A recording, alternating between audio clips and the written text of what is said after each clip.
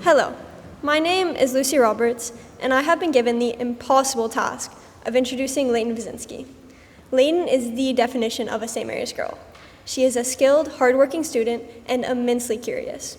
She is always asking questions, even earning her the nickname Leaky Faucet from Mr. Sun.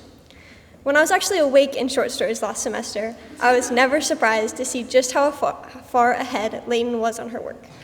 She is also the kindest, friendliest person you will ever meet. Leighton will smile and wave at everyone, regardless of how close she is with them. She even makes an effort to know everyone's name. Aside from all these other wonderful qualities, Leighton is hilarious. Her laugh is loud and very contagious. From her countless years on leadership, to her time note-taking at Mr. Stone's desk, to each Thursday when we hear her amazing parodies as Pep Club president, Leighton makes her mark. She's an essential part of the St. Mary's community, and I know she will have some incredible words to share with us. So I give you Leighton and Visinsky.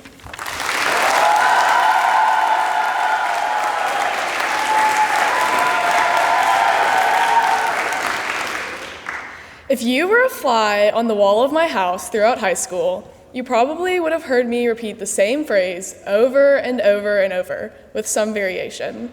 In 9th grade, it was, I'll be happy once I figure out high school this year.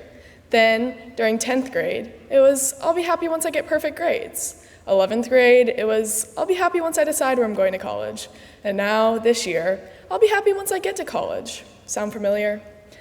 One day, my mom stopped me while I was going on one of these tangents. She said to me, Leighton, you've spent your high school years wishing away your life. When are you just going to enjoy the moment? At the time, her comment really frustrated me because my mom's psychoanalysis really wasn't helping my panic about my stat test. But as I thought about it later, I realized how right she was. I rarely, if ever, live in the moment. My constant fixation on perfection and on the future prohibits me from enjoying the present, and it often makes me feel isolated and anxiety-ridden. All too often, I find myself just waiting to get happier. However, after that moment with my mom, I realized that I was not going to magically wake up one day and be perfectly happy, no matter whether I got all A's or was loved by everyone. What I realized is that happiness is a choice, and one that I must choose daily. While I thought I was prioritizing my future happiness by obsessively planning for the future and demanding perfection for myself, I realized that if all my happiness is in the future, then I enjoy no happiness in the present. Because of my mom's words, I realized that I need to start prioritizing choices towards my current happiness. While I feel like I have learned this lesson, I have in no ways perfected it. In fact, I'm sure I never will perfect it. I will always feel the need to obsessively plan ahead and the pressure to be perfect.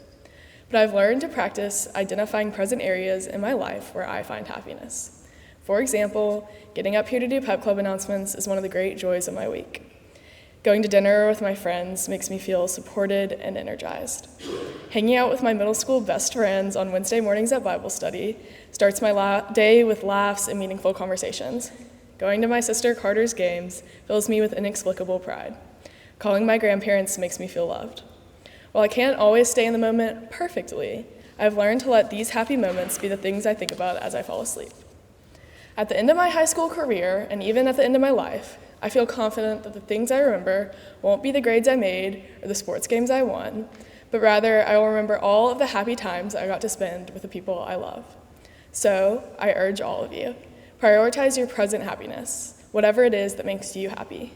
Don't spend too much time getting swept up in the pressure to be perfect, and don't wait for happiness to come to you. You'll most likely not remember that one test you didn't get a good grade on, but you'll remember all of the times you felt joy. I will especially remember my amazing class of 2026. Thank you all for your endless support, love, and funny jokes. I couldn't have done it without you. Thank you.